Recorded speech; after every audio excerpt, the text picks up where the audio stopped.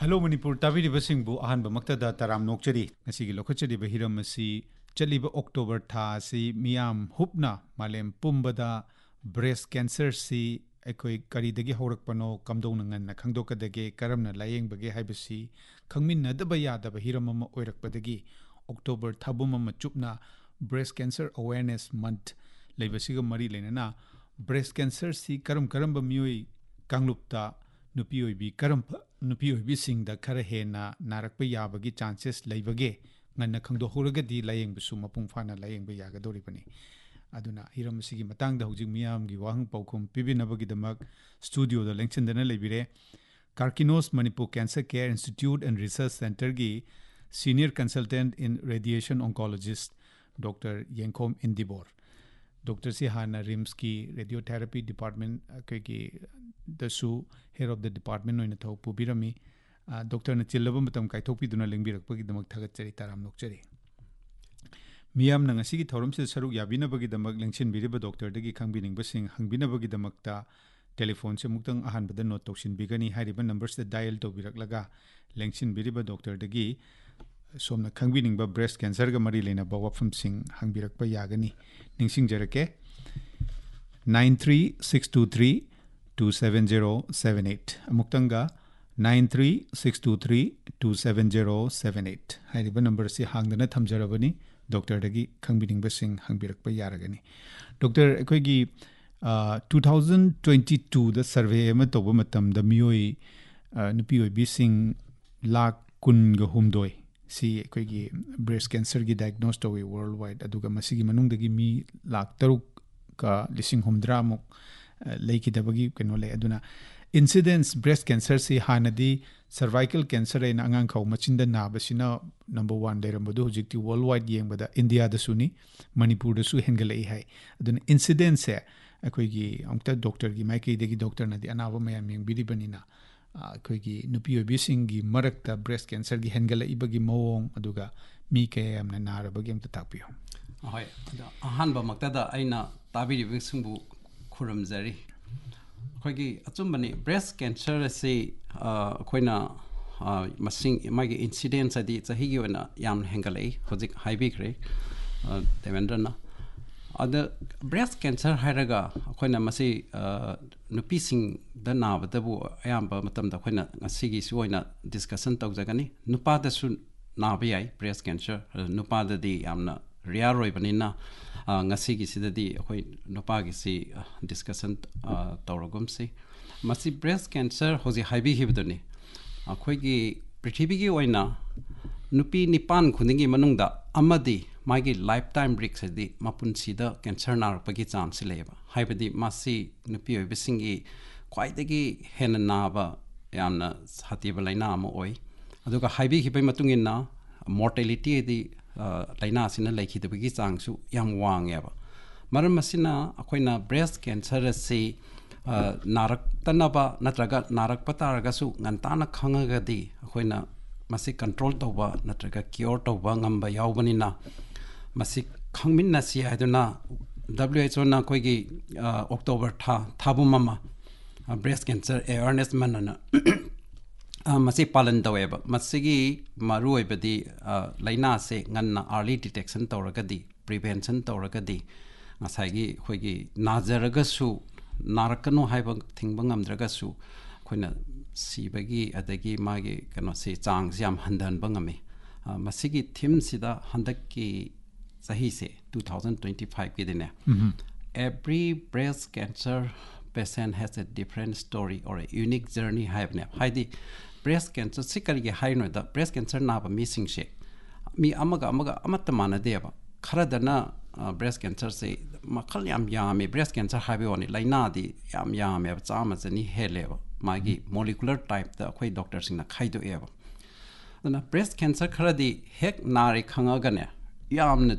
thuna lehi da yaweba doctor hok lang bangam hokdaba haidi akoina madu say for example inflammatory breast cancer hai koi maitei gi daraga ima ko nang hokde haibaduni doctor madi cancer na ba than him da ngai ne khangpa duga lehi da bana hali lang bangam da ba phok yawi khara amadana breast cancer se yamna tappe ba magi khongjel se ham slow growing oyeba maramaduna ꯂꯥꯌꯦꯡꯗ꯭ꯔꯐꯥꯎ ꯍꯤꯗꯥꯛ ꯆꯥꯗ꯭ꯔꯐꯥꯎꯕ ꯆꯍꯤ 5-10 ꯑꯅꯥꯕꯗꯨꯒ ꯍꯥꯏꯗꯤ ꯂꯣꯏꯅꯅ ꯑꯗꯨꯝ ꯍꯤꯡꯕꯁꯨ ꯌꯥꯎꯏ ꯃꯔꯝ ꯑꯁꯤꯅ ꯃꯁꯤꯒꯤ type ꯃꯌꯥꯝ ꯃꯈꯜ ꯃꯌꯥꯝ ꯀꯔꯤꯗꯒꯤ ꯀꯃꯥꯏꯅ ꯍꯧꯔꯛꯏꯅꯣ ꯍꯥꯏꯕꯁꯤ ꯏꯁꯥꯗ ꯈꯪꯖꯔꯗꯤ ꯏꯁꯥꯅ ꯉꯥꯛꯊꯣꯛꯆꯕ ꯉꯝꯃꯦꯕ ꯃꯁꯤꯒꯤꯗꯃꯛꯇ ꯑꯩꯈꯣꯏꯅ ꯃꯁꯤꯕꯨ ꯑꯩꯈꯣꯏꯒꯤ ꯔꯤꯛꯁ ꯃꯌꯥꯝ ꯐꯦꯛꯇꯔ ꯃꯌꯥꯝꯁꯤ ꯅꯥꯔꯛꯄ ꯌꯥꯕꯒꯤꯁꯦ ꯃꯁꯤ ꯈꯪꯃꯤꯟꯅꯁꯤ ꯍꯥꯏꯗꯅ ꯑꯩꯈꯣꯏꯅ ꯍꯥꯏ ꯔꯤꯛꯁ ꯑꯦꯁꯦꯁꯃꯦꯟ ꯁꯤꯒꯤ ꯀ꯭ꯂꯤꯅꯤꯛ ꯐꯥꯎꯕ ꯍꯥꯡꯗꯣꯛꯏ ꯍꯣꯏ ꯐꯣꯟ ꯀꯣꯜ ꯑꯝꯇ ꯇ꯭ꯔꯥꯏ ꯇꯧꯖꯒꯦ ꯐꯣꯟ ꯀꯣꯜ ꯍꯜꯂꯣ ꯁꯣꯝꯒꯤ ꯃꯤꯡ ꯂꯩꯐꯝ ꯇꯥꯛꯄꯤꯌꯣ ꯋꯥꯍꯪ ꯍꯪꯕꯤꯌꯣ ꯍꯜꯂꯣ ꯐꯣꯟ ꯉꯥꯏꯕ ꯑꯣꯏꯅ ꯗꯣꯛꯇꯔ ꯑꯩꯁꯦ ꯅꯝꯕꯣꯜ ꯐꯨꯖꯤꯡ ꯄꯤꯗꯤꯡꯗꯒꯤ ꯍꯧꯑꯣꯏꯕ ꯃꯤꯕꯣ ꯇꯧꯕ ꯇꯥꯛꯄꯤꯔꯣ ꯑꯩꯅ ꯀꯔꯤꯒꯨꯝꯕ ꯋꯥꯐꯝ ꯑꯃꯇꯪ ꯍꯪꯖꯒꯦ ꯕ꯭ꯂꯦꯗ ꯀꯦꯟꯁꯔ ꯑꯁꯤ ꯐꯔꯛꯄꯒꯤ ꯆꯥꯡ ꯑꯁꯤ ꯌꯥꯝꯅ ꯅꯦꯝꯕꯔ ꯌꯥꯝꯅ ꯋꯥꯡꯕꯗ ꯃꯁꯤꯒꯤ ꯀꯃꯥꯏꯅ ꯇꯧꯗꯨꯅ ꯃꯁꯤꯒꯤ ꯃꯇꯥꯡ ꯑꯁꯤꯗ ꯇꯥꯛꯄꯤꯔꯝꯃꯨꯕ ꯑꯗꯨꯒ ꯑꯩꯈꯣꯏꯒꯤ ꯕ꯭ꯂꯦꯗ ꯀꯦꯟꯁꯔ ꯑꯁꯤꯒꯤ ꯆꯥꯒꯗꯕ ꯆꯤꯟꯖꯥꯛ ꯃꯁꯤꯒꯤ ꯆꯤꯟꯖꯥꯛꯀꯤ ꯃꯈꯜ ꯂꯩꯕꯤꯕ꯭ꯔꯥ ꯃꯁꯤꯒꯤ ꯃꯇꯥꯡ ꯑꯁꯤꯗ ꯀꯨꯞꯊꯅ ꯇꯥꯛꯄꯤꯔꯝꯃꯨꯕ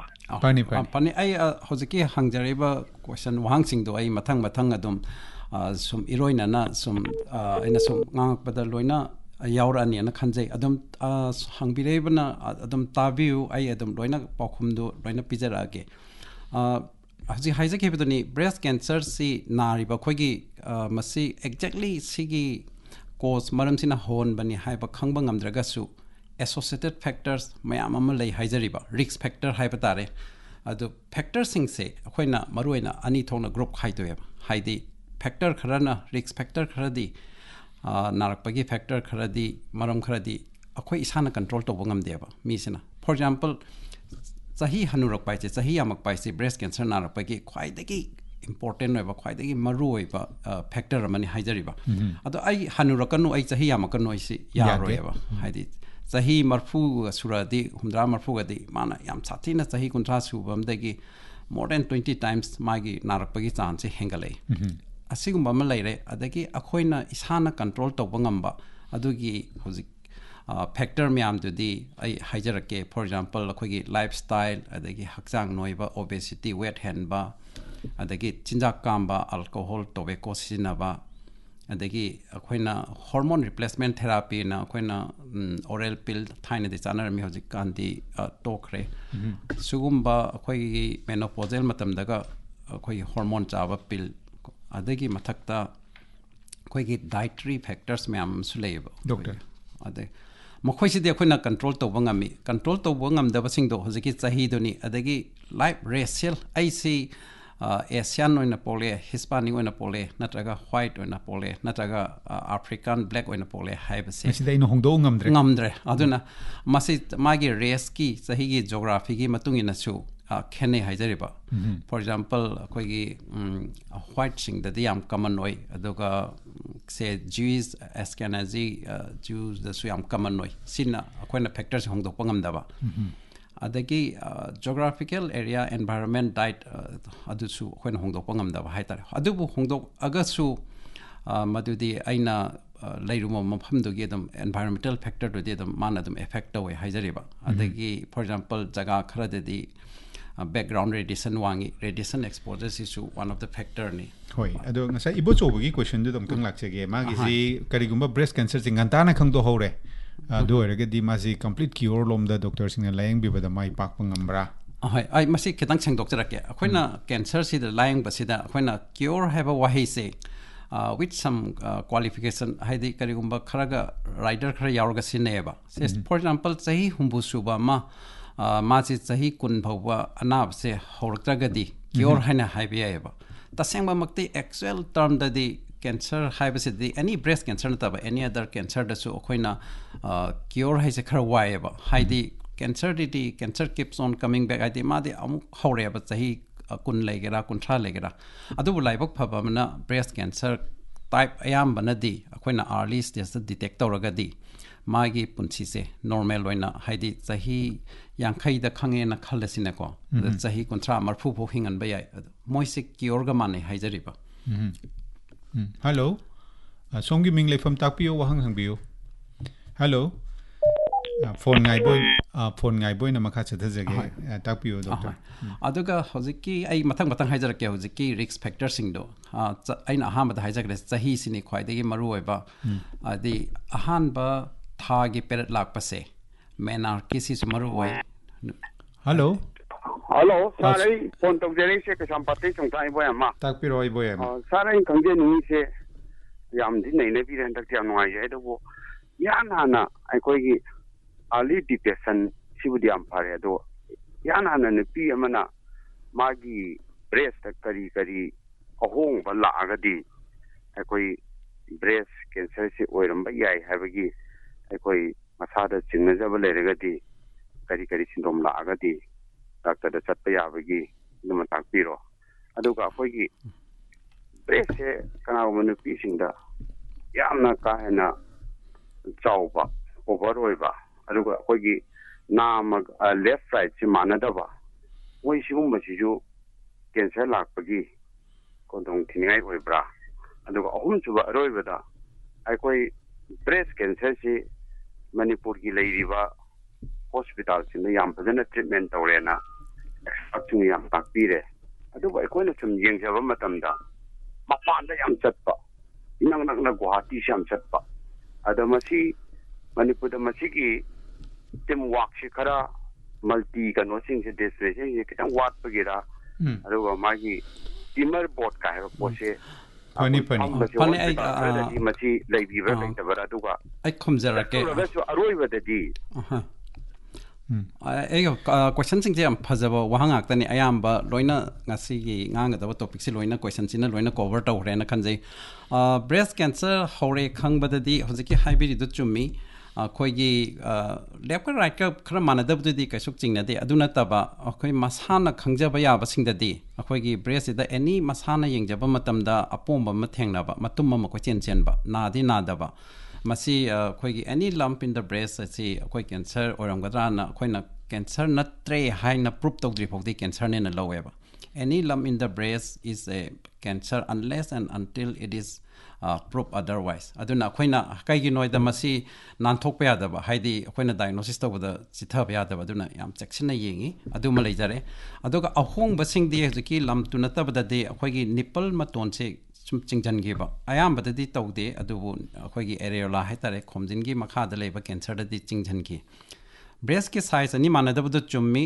usually akhoi gi oi ge yat ka site amana khara chawi adubu akhoi gi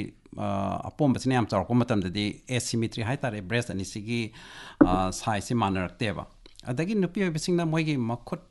ani se thangat pa matam da breast ani gi khomjin je chengkhat ki base manada bani haidi level amada leita bani aduga karigumba yamne advanced test da di akhoi gi skin se haidi breast ki unsa si pakring to wai de krak phajlak pa chelu ya da ba napsalak pa yawi aduga yam maru oi ba mana akhoi gi nipple da akhoi gi angang khomin ba di natta ba da khomjin da discharge lak pa haidi ising ma hi or su ngang leina no or su akhoi any discharge amot point na su dirty discharge la ga di du su cancer na aduna takana sometimes frank blood yaura ga di high riba symptom di yam gre the breast cancer se thabak tane la apom badi leitraga segrak toina lerak pasu yawe ba axillary gland doina maramasina anything na bala raga di akhoi aina ngasi panjar kadri ba risk factor me am sige manung chalaga di clinician haidi sugumba surgeon or cancer gi maram da khangba oncologist amaga tana biraga ongtang check tok thok pane di khwaidagi best oiduine early detection gi di ada aroibagi se treatment manipur da di huje cancer ge specialist mayam am lebire no panda chatli si kari gi no ai masiang ta hajar ke as masidi am sang ai ten tang hajar ke khoina manipur da di huje khoi gi cancer gi laing ba gi se yam matik chana leire hai tare khoi gi north east di ai na hajar ba da ai hen hajan jabadi oiroi manipur se na bu khoi gi medical da di north east di khoina bu lead oire ne ba khoina bu heli bane adubu mio bi gi mindset ta mapan da chalaga natraga amtang mapan da tanaruge natraga akhoi gi sum chatning ba gi habit ama leiba ko adugi chatpana yam boina tawi akhoina di breast cancer si da lang bangam dre mapan da chalo haibe de khone sungai haijade haidi magi diagnostic ki or so koding loina si da phanga bani na layong akhanga hi doctor leire adagi facility mayam ama infrastructure leire chakki bagi maram se mayam na kharna akhoi nis dista ahan ba early stage da chingna badi leiba ko aduga exactly mass cancer form tore haibangam dabse asisu patient khara chatkhiba aigi patient khara mapanda muktana rugen akoina di moida assurance piba nangi se chingna badi lei adubu observation darkar lei cancer makti form tawdri haidadi patient dadi akoina su counseling karekra phajana budi tawjabane do akoiga wat power maswe adu patient adu idi mapanda muktaka changa chalaga akoigi manipur gi na te atai lamgi suni tanarugen chatkibase masina ayamba oi lying bagi khudong chabadi khoi ta phajana lereng asai habi khiduni hello songi mingle from takpio tajare the mingle from takpiro wangang bio good morning sir good morning iram sa on kai degi I don't take of this sir jiten takpiro sorry na yeni gi khoi gi anaba yamna wakhal apung phadi ba amada di khoi gi apom ba che nai charaga di khoi gi cancer oidabagi ai haina sumaina surrounding the logging aduga nai bu charaga di nai bu chadragadi akoi atangba chi cancer or pa yai ga na sumaina hai adu ani gi marakida nai bu char chu sa bu chadrasu ani simo adu ma cancer oidi abi chibam labor adu ngai khoi expan hadi khibada tahi khara yam select thinga hai na sumaina chigi breast cancer si tawi hai na hai chi adu below khoi 50 years da su breast cancer khoi breast lok thok ki adu mak pau su ta dei sa sin khoi gi khara rial wei na thokra tahi khara yam sel ka ne hendra tahi yam bi chi ya thok bi chi na khoi gi lifestyle si ama ma te gi ko ya bara ma phani hojiki question answer do ito pani pani jiten thambiro hojiki nai chabagi matang do khoi gi horkpa matam da haibani masi kitang confusion lai hraman ai masi question hangbiro pagi am nungai jare haidi hek initial stage da di breast cancer ji na dieba aduna masi gi danger amana kaino da madi painless lump hai na da bani na patient na as na da bani gi gumbani haidna moina sum leithok pa haitar as yenguraga natraga na moina ki ba haitare ko cancer ni ga haidi lokthok ke haradi natraga na pesa nang cha ko dong cha da bagi losal laga thamba su yawi ai si operation to ba pesa leite hadna na makhan gi patient si thengna jai haijariba ado cancer ri khoi gi initial da na te amni kon na di chawkhla ga de na re aduga nai su sare pokhai re function tore adu di khoi mai ba khutha re haitare am na advanced stage oikre maram adu na khoi na nai cha da ba khuding mak loina mak breast kare hani nai cha ba khuding mak breast cancer na te haibadi lan gani haidi breast cancer su dum nai cha re nam thi re pumai aduga hojiki young population nahada nabase adugi matang do ai hojik next ai paichar ke tawne asi akhoi hojiki matam sida akhoi manipur ge ona ne akhoi na some survey tawda yengjabada akhoi gi hereditary and familial breast cancer se ya chang yam wang na ler meba western gi da de moi 7% 5% ga height akhoi de 10 to 15% bho yowi akhoi na familial have the akhoi gi family da mi ani hum da nar ba cancer se adu di cancer se breast na te ko ovary or so haidi breast ki cancer se group amoina chale ba colon ne breast ne ovary ne ado or even father rabo nupa da bo ai father prostate cancer na di macha nupi da breast cancer na pa gi cham sile sibo khoi na familial breast cancer moida di yam ngan na hore aduga hereditary and ima da nar ba ko ima da ngasai gi cancer oina ba gene se or ba se BRCA1 and 2 mutation gene se or the moidi dominant in autosomal adu macha nupi da nar pa cham se am wang eba ado hari ba sigi se khang na ba test koi gi molecular genomic test se molecular profile koi gi gene test group am lai re gene more than 14 15 noina koi na human recombinant repair deficient gene na moi se koi na test tok po ya at one go da adum koi na masi tok pa ya ga ya roi da hekta tok budi ya de ko koi na genetic counseling kar pre test ka toroga assurance toroga ma se am high risk factor ni ma se high raga de koi na molecular gene test se koi Karkinos da sulai adu koi na Karkinos ki next generation sequencing na gene sequencing toroga thuna line khangdokpa ngami aduga khoina madugi matungin ne patient si ma si cancer develop toroga toroidra the surveillance tawsira adan prophylactic treatment tawsira sina chingba siga hapet manana doctor na panbiri bedu de khoi gi Hollywood ki yamna maming leiba fauba actress Angelina Jolie se masu karimta nadringai da breast lokthok bagi मागी example सिबुदी अखोइना हौजिक खंगनरे मागी दुने याम drastic ओयबा याम extreme ओयबा step म लौखरे अदुमाइना दि तोंगनद्रे हौजिक मागी मांगोंदा BRCA 1 mutation से यावबने अदु इमुंग मनुंग दा हाना नागिबदुगी केनो the मंगोंदा सु अदुगी जिन दु फंगबा अद मांगोंदा 80% चांस लेना अदु मागी टोटल मास्टेक्टोमी तोरगा मोइदी आर्टिफिशियल ब्रेस्ट हाफरे अदु बुदी याएबो अदु यौना तौद्रगसु चांसेसटी नंताना खंगदोकपा याए अदु करिगुंबा इमादा नत्रगा बाबादा जिन्ना सोइबसे यावरेगसु मांगोंदा लाक्तबगी चांसु लेबा 50% नेबा अदुगा इवन मांगोंदा जिन से कैरियर ओरगसु ngसागी अखोगी जेनेटिक लेवल दि मागी हाई पेनिट्रेंस लो पेनिट्रेंस ले नारक्तबसु याएबा जिनदुग्या अदुना खोइना द मोइसे ऑब्जर्वेशन और सर्विलेंस थमी अदुगा प्रोफाइलिटिक ओइना मागी चाही मतंग चाही निफुगा सुरपदा खोइना माय ओवरी से लोकथोय अदुरगदि दम रिस्क रिडक्शन दो 80% हेना तवंगामी अद मतंग सिदा केनम तक पंजा हो गया खोइना ने डॉक्टर सिंह ददि अंतंग क्लिनिक रिस्क असेसमेंट दा अंतंग लाकपियो एनी अदुगा Karkinos da so खोइना मफम दा ततन सो खोइना हेल्थ की रिस्क असेसमेंट तौजबनी अदुदा खोइना रिस्क असेसमेंट के हजिति टूल्स मैम लेरे प्रोटोकॉल क्लिनिकल प्रोटोकॉल खोइना गेल्स केनो गाना लेबको प्रेडिक्टिव स्कोर टेस्ट अम खोइना पेशेंट की नारक्त्रिंगै दा नारक्पै याब्रा मागी प्रोफाइल मैम से मागी एज डिजीज फैमिली हिस्ट्री अदे माय लाइफस्टाइल कैरेक्टर मागी वेट अदगी ब्रेस्ट की डेंसिटी भो याउना अदगी मागी मेमोग्राफिक फाइंडिंग अदगी अल्ट्रासाउंड फाइंडिंग मैम से लोइना खोमजलगा मांग किसी प्रिडिक्ट तौबंगा मेबा हाइदी मागी 5 years द मागी लाकद्रा और मागी लाइफ टाइम द लाकद्रा ना प्रिडिक्ट तौब 90% प्रिडिक्ट तौंगंबा टूल गा लेरे हाइजरिबा अदुना खोइना मसिदा खंगदोकपा हाइसुना खैना खले आई टेस्ट तौरगा लायंगरगा हाइरा अदिना कीरगा लोसन बाबुदि खंगदोगदी इसादा मेंटली शांति होइद्रा रेस अमा लेत्रा आइदि नारकपगी फैक्टर सिंग छि लेते ब्रेस्ट कैंसर छि लेत्रे हाइबदुना अदुगा करिगुंबा लई हारगसु खोइना मदुदा यामना वाखल डिप्रेशन तौबय फते कैना दे खोइगी ट्रीटमेंट से हुजिक्ति याम मॉडर्न याम चौखलमनिना ngसागी हंबिगिबदुनि खोइगी linear accelerator is अखोइ मणिपुरदा अमत्ता लेत्रे लास्ट 2-3 years दे हुजि अहुमबु सुरेबा अदुना अखोइ कार्किनोस दसु हुजि linear accelerator दे अनि बु सुरे दना याम अफबा याम हाई एंड क्लास गातनि अखोइ ज ट्रीटमेंट तोरिसि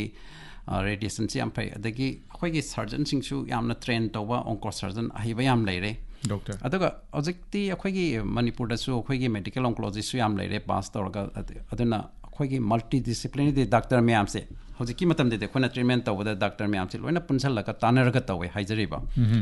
मल्टी डिसिप्लिनरी ट्यूमर बोर्डना अदुना अखोइगी रिस्क असेसमेंट तौबदसु अखोइ मैम रेडियोलॉजिस्ट सर्जन अदे ओंकोलॉजिस्ट रेडिएशन अखोइ मैम पुन्ना तौरगा डिसीजन लौदोइनि अदुना यामना सेफ ओइबा मवोंगनि होय फोन कॉल अंतगा लखोचगे सोमगी मिंग लेफम ताकपिरो वहां हंगबियो good morning sir good morning phone तौगिरिबा आई दोबो क्राइजन पिसुमदगिनि सर ताकपिरो बोबा सर लेंसन दिरिबा एक्सपर्ट अमदी डॉक्टर दगी आइना हंजनिंग एक्सपर्ट हंजनिंग बसी सर कोई ब्रेस्ट कैंसर से सर होय कोई कनागुंबा लीला यौबा नत्रगा नुपी मानदा नत्रगा मेकअप आर्टिस्ट कुम सर कोई hormone gumba kapaka koigi breast yawnaba hotnabasi sar moisi matam khuragi tungda breast cancer oi ko yabagi maram leibra do engine deriva doctor na mai chumnam ga takpiramu ba sir funny ahoi aziki koigi nupada di ngasai koi ane ngasai jagi doni breast cancer oi pa bagi chance yam handayeba ko hagadi masi maru oina breast cancer oi pagi nupi dane helise nupada su oi ba hijack rek oina ado masi hormone ani khakta depend taweba masina songe question do answer do pirane na khale hormone de kaina da estrogen haibam ne progesterone haibam ne ada estrogen haisidi khoigi breast se chahalleba खरा अदुगा progesterone हाइसिना अखोइगी आइदे खोम थोंनाबा हाइतारे अदुदा मतेंग पांगेबा माना cell proliferation तौबदा अदा oestrogen सिदि नुपीदा याम वांगनै लेयबा नुपाददि ऑलमोस्ट निलने अदुना नुपादा ब्रेस्ट कैंसर नादि हाइबनेबा अदु माना ngसागी एस्ट्रोजेन तो का सलगदि याम चारगदि मांगोदसु इक्वल रिस्क अदुम लायबा हाई लेवल नुपीगी दुमाइना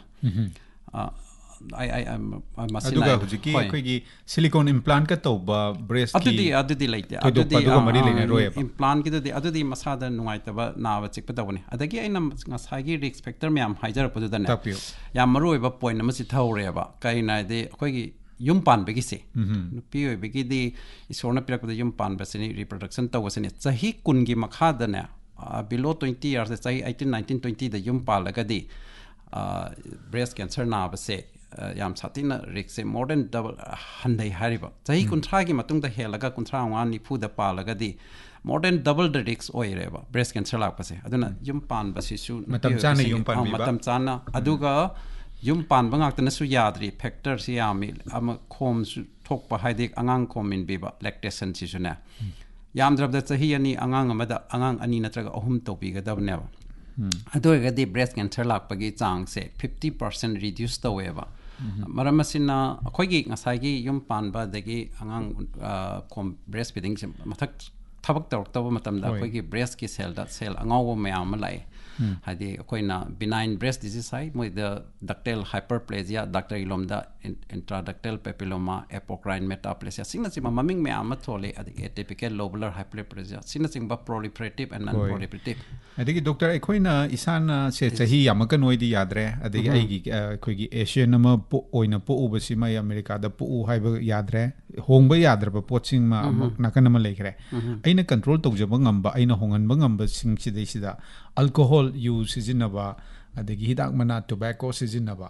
sigumagi siga cancer ga kari moi sidi runner risk factor ni tobacco sidi any cancer breast nate ma multiple cancer bulahan bayawi ovary breast colon ado